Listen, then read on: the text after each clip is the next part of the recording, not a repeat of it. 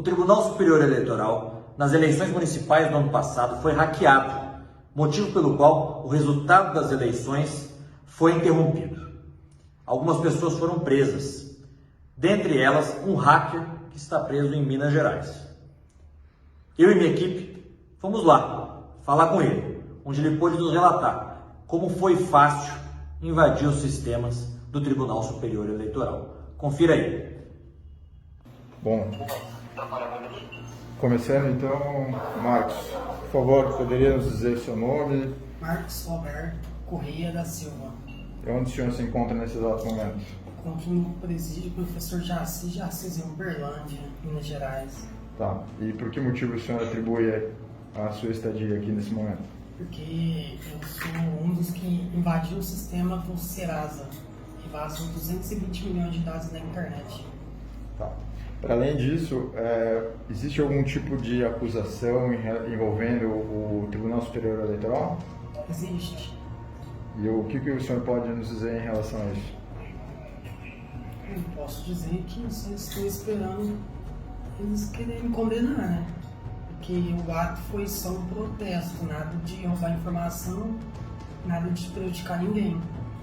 Mas qual foi o ato em si? Ativismo. Mas o que o senhor fez em relação ao TSE? Invadi o site e passei informações para outra pessoa. E como se deu essa invasão? Essa invasão ocorreu numa string que estava no vulnerável SQL Injection. Uhum. E essa invasão do site se deu também em relação a dados administrativos dos usuários? Todos os usuários ao banco fornece.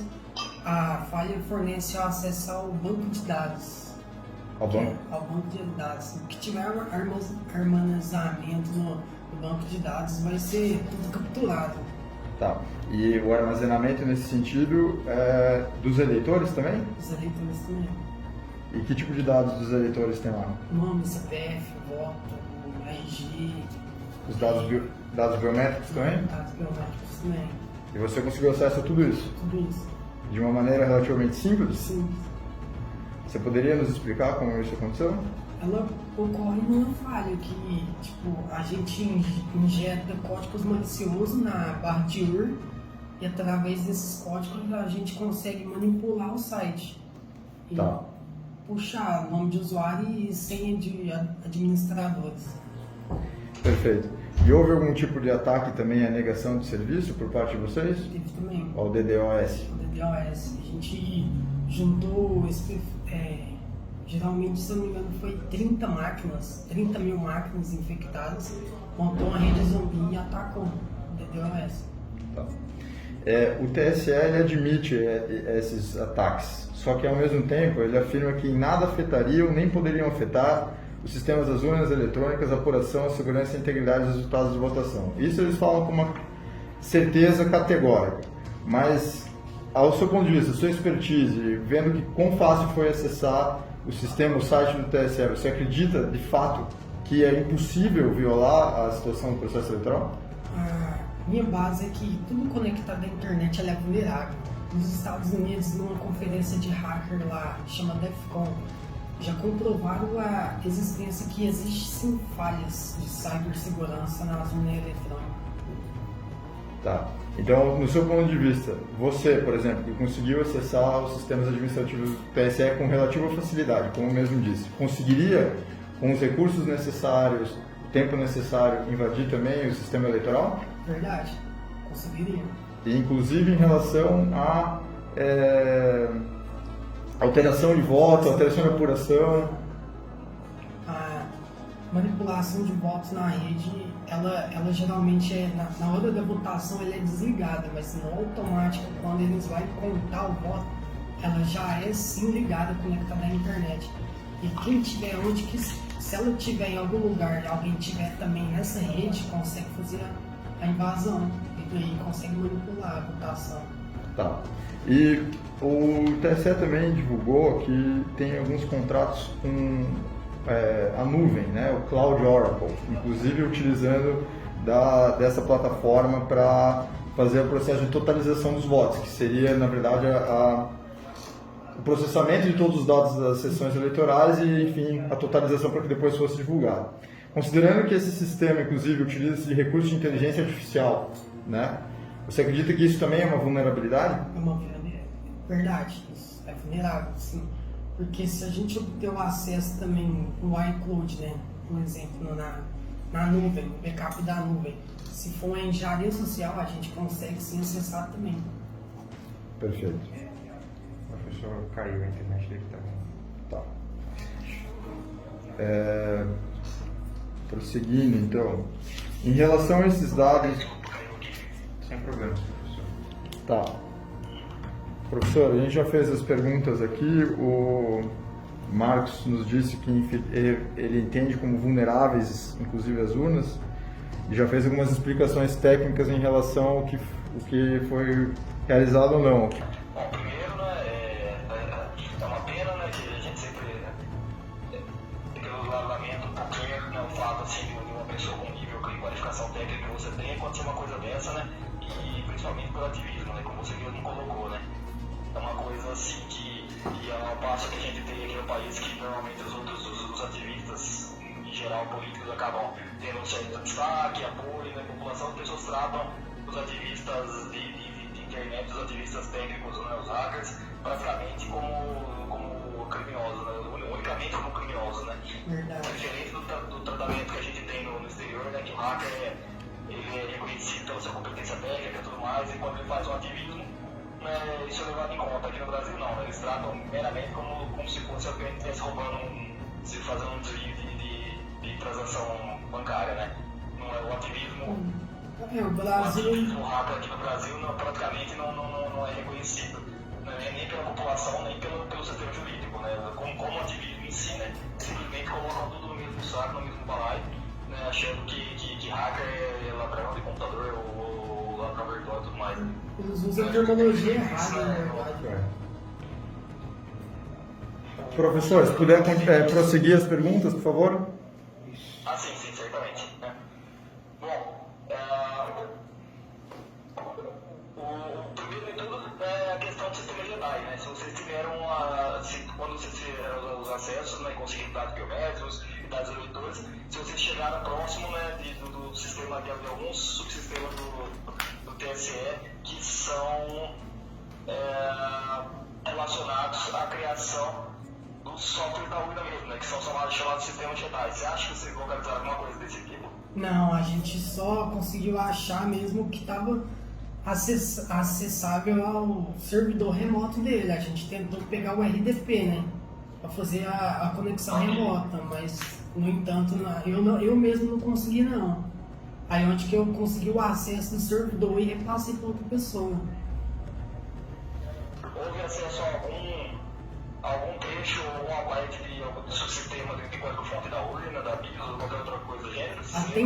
Até então, não. Código de fonte, não. Mas creio que por mim, se nós tivéssemos esperado, ia sim conseguir o acesso, porque tudo é engenharia social. Se a gente deixar uma array ali infectada ali, algum funcionário ia clicar, ia baixar. Porque o elo mais frágil de um sistema é o ser humano. Professor, deixa eu só um adendo, por favor. Então, se vocês não tivessem feito cyberativismo, tivesse tido intenções maliciosas desde o princípio, e tivesse esperado, né, realmente só entrado ali, não dado nenhum tipo de sinal que vocês estavam dentro, você acredita com bastante certeza que teria acesso a essas informações? Teria. Sem dúvida. Sem dúvida. Tá, pode prosseguir, professor. Ok. Você comentou que vocês tiveram acesso a um poder computacional de mais ou menos 30 mil máquinas para fazer um ataque de DDoS, né? Verdade. Como é que você deu em detalhes essa articulação, participação de mais de Assim, não teve... é para falar de ninguém, mas imagino que deve ter tido participação de outros grupos eventualmente, né? Porque como é que se dá assim o acesso, essa articulação para conseguir esse poder computacional enorme para fazer esse tipo de ataque? A gente usou meios para infectar computadores conhecidos como ransomware, para poder criptografar máquinas, só que a gente manipulou o código, ela não criptografava, ela só fazia virar zumbi. E onde que a gente criou uma botnet através de um IRC e conseguiu, quem tinha acesso no nosso IRC era só administradores, era só pessoas de confiança.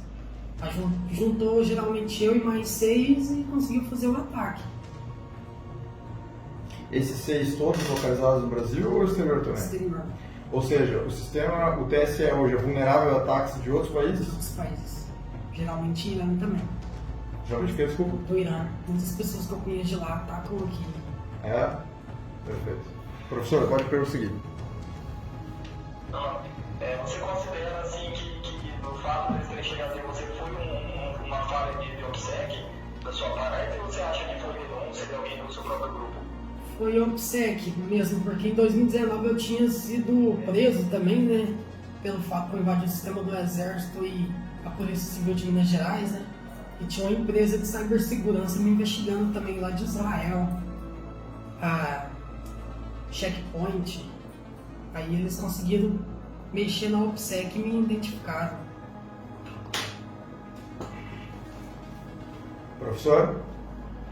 Pois bem, estou só conferindo aqui em texto, né? Se o outro professor tem algumas perguntas também que eu estou repassando algumas coisas para ele. Desculpa interromper um pouquinho. A dinâmica não está muito boa porque eu tenho que escrever para o professor e falar com vocês. Não, perfeito, tudo bem. Só uma pergunta, Marcos. Você falou que foi um ataque simples que vocês fizeram. Você sabe quanto tempo mais ou menos vocês passaram planejando esse ataque? Geralmente eu nunca planejei ataque, pra falar a verdade, é aleatório. Então Porque foi algo... eu identificar e as pessoas que eu conheço identificar, a gente tenta invadir. Caso contrário, a gente só pula de aula. Porque não foi nem nada planejado a poder... como que eu consigo... Nada mal intencionado, sempre foi hacktivismo, ativismo mesmo. Foi até uma coisa hilária, porque em agosto eu saí daqui do presídio, em agosto eu peguei o Senado, depois o STJ, que o STJ também foi infectado por ransomware, depois o TSE, tudo foi um ativismo. O outro professor ele quer saber se tinha falha nos sistemas web, tá? Se vocês conseguiram adentrar alguma coisa através dos sistemas web do TSE. Foi, a falha veio sim na aplicação web do site mesmo. A manipulação foi do banco de dados dele, do site. A gente só escalou privilégios no servidor.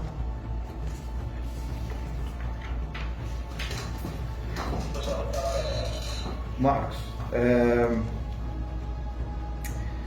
aqui numa resposta formal do TSE, novamente voltando sobre a questão do processo eleitoral, eles mencionam que a totalização se dá com base em um banco de dados com tabelas de dados, ou seja, tabelas envolvendo ali em quem votou no que, etc e tal, né? Voltando ao que você tinha dito no começo, talvez, se tivesse esperado com um pouco mais de planejamento e vontade de fazer o mal, por assim dizer, né? de efetivamente mexer no processo eleitoral, vocês conseguiriam, por exemplo, inserir tabelas com dados alterados? Verdade. Conseguiria assim.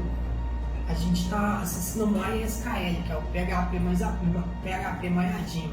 Ele já é um banco de dados. Se a gente quiser criar tabela, nome de banco de dados, a gente acrescentaria assim, manipularia todinho. Não só no banco de dados dos usuários, mas no banco de dados dos votos também. Central também. Servidor central. Mesmo ele durante o processo eleitoral, e aí eles mencionam que eles estão, os servidores do processo eleitoral ficam offline durante o final de semana da eleição. Mas você poderia então, por exemplo, plantar isso antes e só esperar? Só esperar, sim, porque a gente já tinha acesso ao servidor, né? A gente não saberia quem ganhou, mas podia manipular só. Em que sentido? Você poderia, por exemplo, já incluir votos para um determinado candidato? Verdade. Porque ele já no nome da tabela ia ter o nome da pessoa ali que já tinha. A gente só ia achar a numeração de votos e conseguir mesmo. Perfeito. Professor? Oi, aqui. Bom, uma eventual alteração, né, no sistema de totalização é uma coisa assim que é fácil de auditar para acontecer depois, né, porque a gente verifica com os TRS locais e com o boletim de urna, né, então não é assim um ataque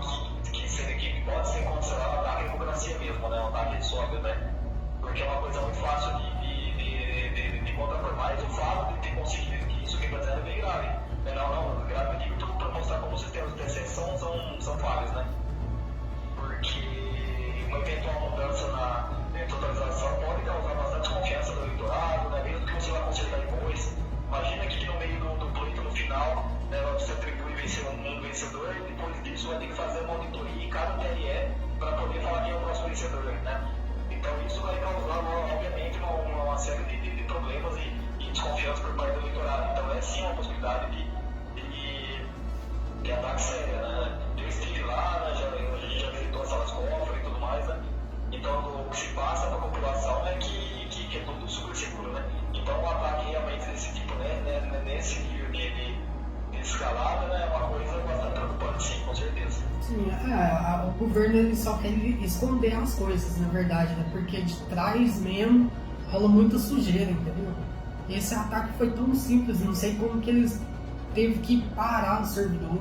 Foi muito simples. Uma falha de um site causou todo o rebuliço. Professor, tem mais alguma pergunta?